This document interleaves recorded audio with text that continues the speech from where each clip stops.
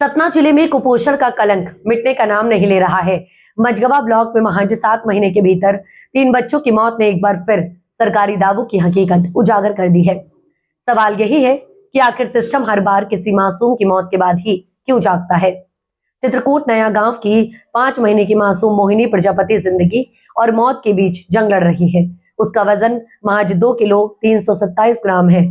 हालात बिगड़ने पर उसे पहले जिला अस्पताल सतना और फिर रीवा रेफर किया गया। परिजनों का आरोप है कि शुरुआत में झोला छाप डॉक्टर से इलाज चलता रहा।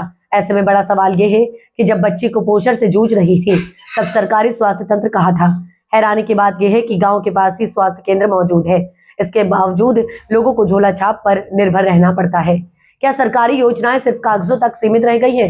सुरांगी गांव की तस्वीर और भी भयावह है, जहां कुपोषण की वजह से जुड़वा बच्चियों में से एक की मौत हो गई, जबकि दूसरा बच्चा अब भी जिंदगी के लिए संघर्ष कर रहा है।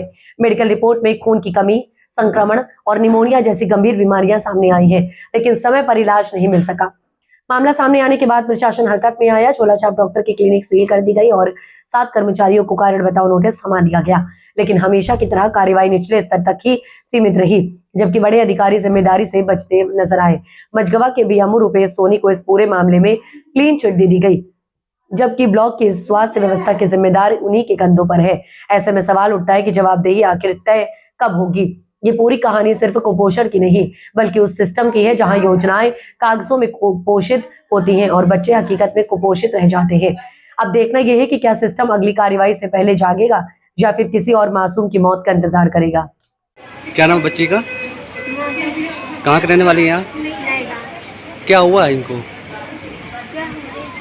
कमजोरी है। क्या कितना वजन है इनका? 2 किलो 800 ग्राम हो। और कहीं दिखाए रहे इनको आप? हाँ, कहाँ पर? सोनीपुर में दिखाई थी, श्रीरामपुर में दिखाई थी। क्या बोले डॉक्टर वहाँ के? वहाँ के नहीं कहीं ये जब तंदुरुस्त हो जाए तब इलाहाबाद में जाना। फिर हम कहीं सूखा है तो सूखा के दवा करवाते रहे। वहाँ गए, श्रीरामपुर गए, दवाई बनवाई भी 2 बार 3 बार, कुछ ही तो है नहीं हुआ। खाना में